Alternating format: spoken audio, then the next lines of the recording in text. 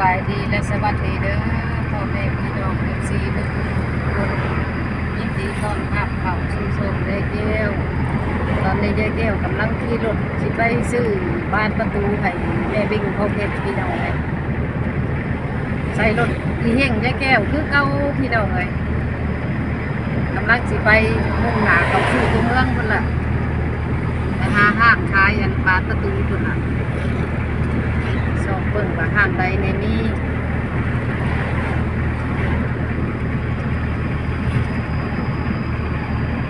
ว้ายใกล้สิฮอดแล้วพี่น้องเอ้ยแต่หนทางเป็นกระลุกกุ๊กกิ๊กแต่เด้อนั่งอยู่กับหัวพิษหัวคอนเด้อบัดนี้เด้อเลยตัวนั้นหักมันแล้วบัด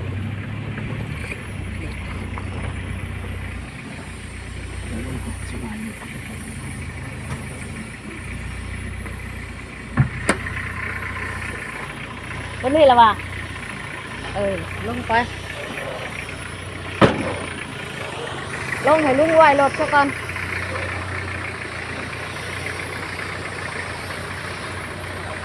คนเจอคนเจอ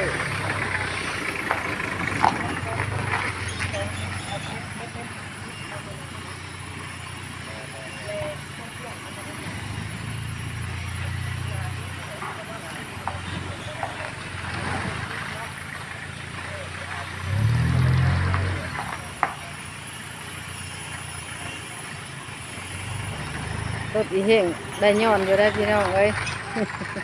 เห็นว่ามันห่างมันกับมาไกลได้อยู่เด้อ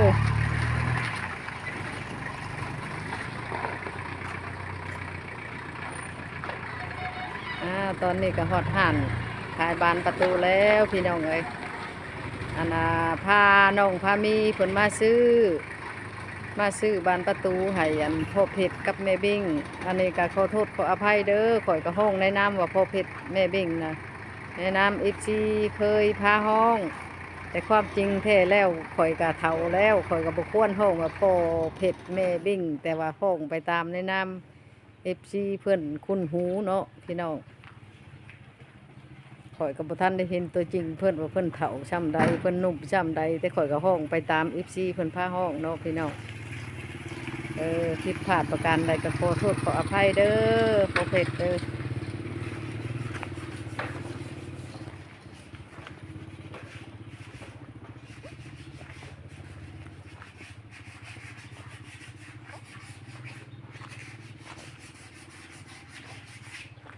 เรามาพามีเพื่อนยังเขาไปทำอยู่ในเพื่อนแหละพี่น้องไปทำเบิ่งความกว้างความยาวที่ได้ตามแบบที่เฮาสั่งอยากได้อยู่บ่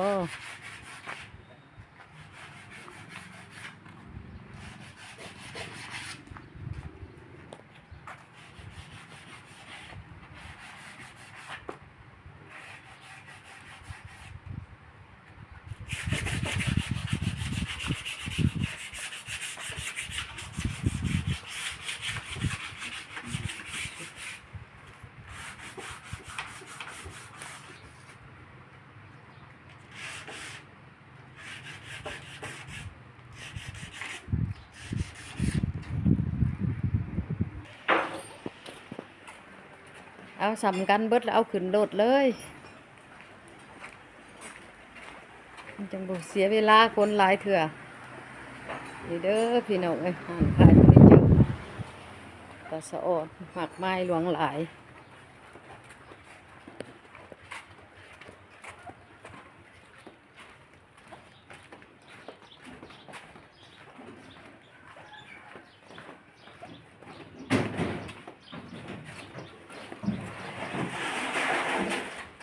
เอาขึ้นรถสำกันเบิด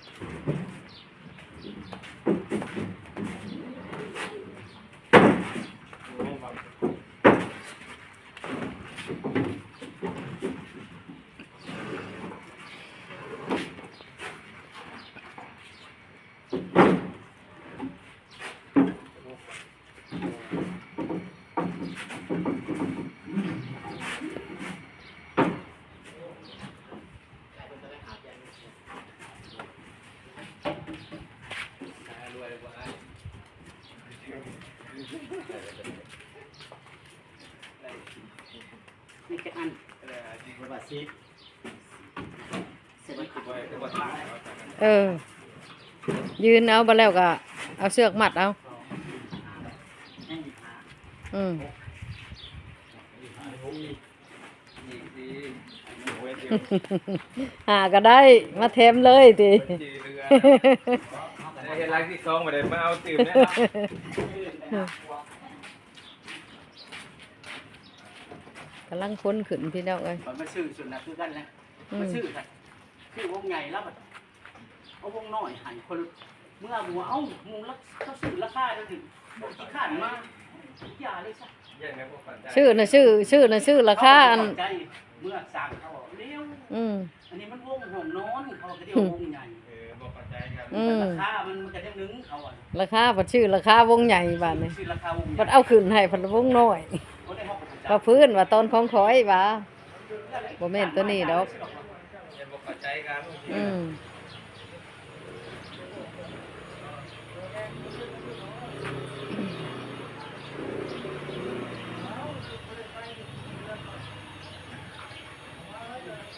มาใช้ด้วยซ้ำอะไรวะที่ขั้นลูกเขามาอีกค่าเขามาอีก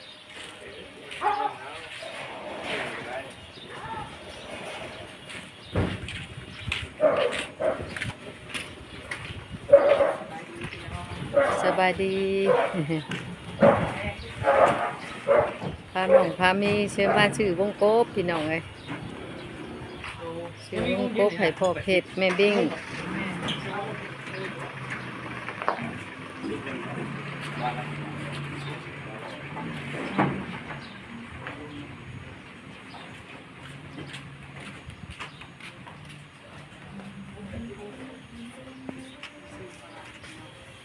มาอยู่แล้วบอก โดยขอบใจ 10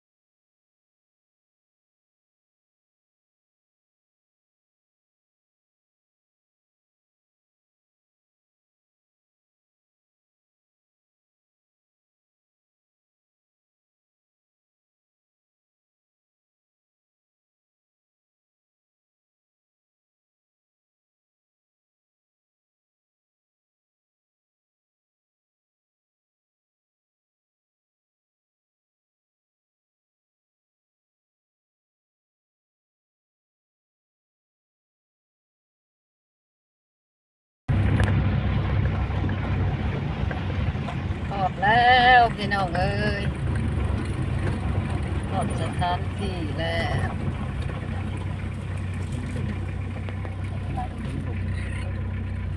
ที่ห้องจะไปโกะผมช่อยนั่นดินั่นนะเอาด้านน่ะพอดแล้วบาทนี่นุ่งเสือมาคนช่อยเด้อฮัม เอามาส่งให้ละคนได้บาทนี่ป้าโธ่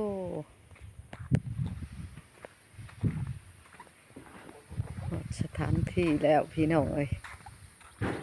มาส่งหอดเทือนหอดชานแล้วบาทนี่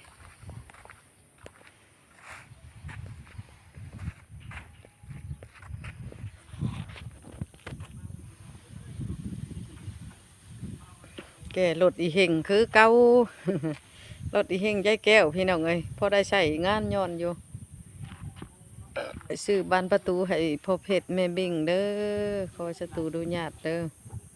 ห้องพ่อเพชรแม่เบ่งแล้วก็ห้องตามที่ FC พาห้องเนาะ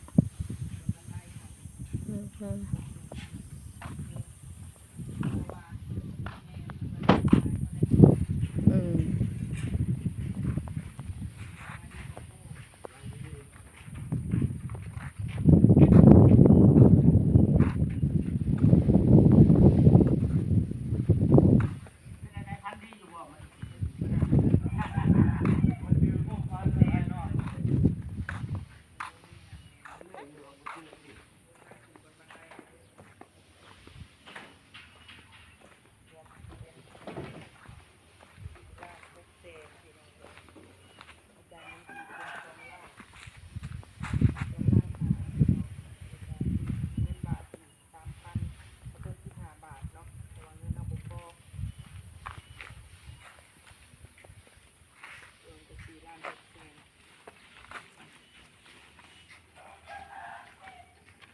ตามเด้อปะโก้เด้อ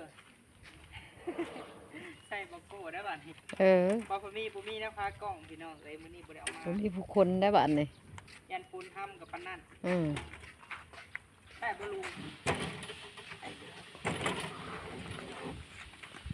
เอาเมียนใช้ ไปทั้งหนัง ปุ้ง ไปทั้งหนาอะไรก็ ไป สิ หักกระไร ไว้ในหันรถมันพ้นจังบ่พาถึก พี่น้าลุงเนี่ยเอาไว้บนพื้น นี่นี่บ่ เอาไปบนจอดรถ บ่อนจอดรถบ่อนจอดรถบ่อนจอดรถเอามันนอนลงเป็นยัง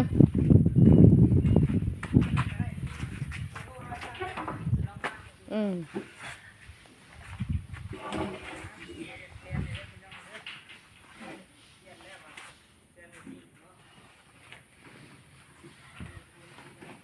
ตัวใหญ่นะฮะตัวใหญ่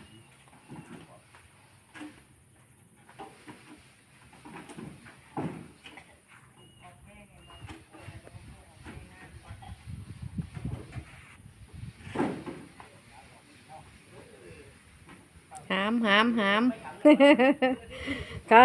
ตอนเอาขึ้นเลยกรรมกรบักหลายเนาะว่าตอนเอาลงเนาะบ่มีกรรมกรมีแต่ชองคนบาดนี่เออ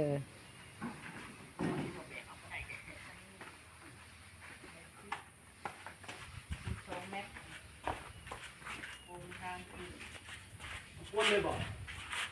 วนเลยบ่ตรงนี้ เอาอันตัวน้อยไว้แต่ตัวน้อย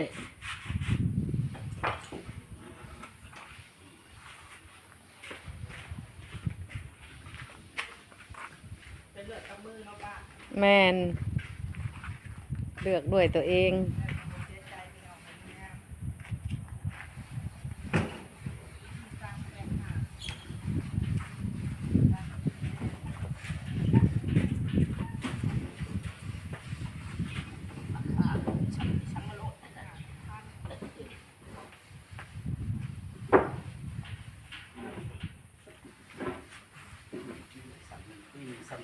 อืม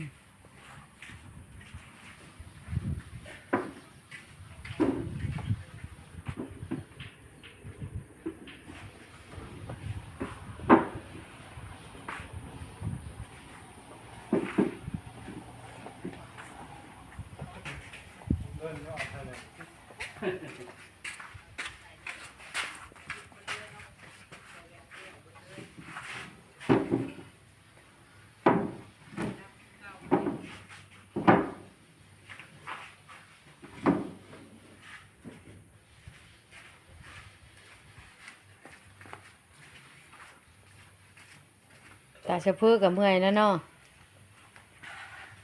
เมื่อยบ่ตาโชเฟอร์ บ่ได้ครับชื่อๆได้คนพร้อมได้พี่น้องไอ้ตาโชเฟอร์นี่ แห้งมันก็จะเบิด เออหนึ่งสองสามก็ได้หก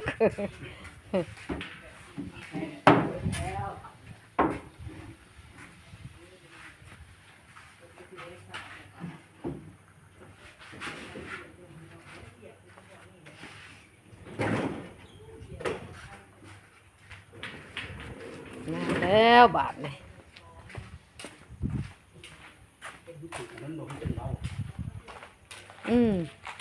ตัวใดมันแห้งมันก็เบาตัวบนทันแห้งมันก็หนัก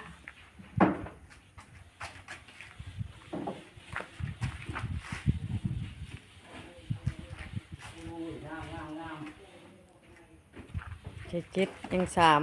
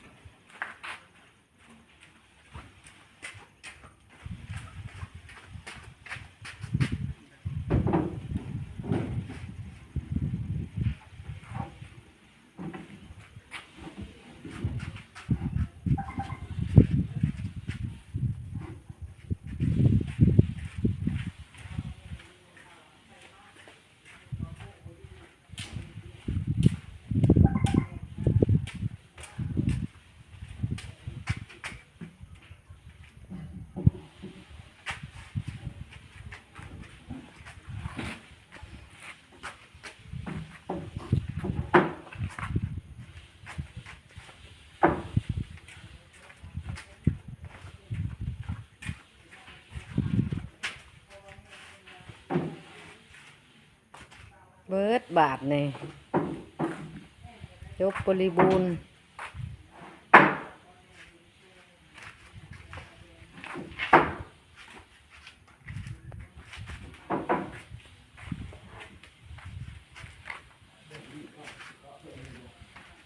จบบริบูรณ์บาทนี่เสร็จสิ้นอ้าวพี่น้องเอ้ยมาหอดเทือนหอดซานแล้วบาดนี้มาส่งถึงที่แล้วพี่น้องเอ้ยไม้วงกบของแม่บิ้งพอเพชรมาส่งถึงที่ถึงเฮือนแล้วเด้อบาดนี้ยายแก้วก็ขอจบคลิปก่อนเด้อพี่น้องเอ้ย สบายดีเด้อพี่น้องเด้อ โดยสบายดี อ้าวเนาะเดี๋ยวที่ให้ป้าแก้วนี่ก่อน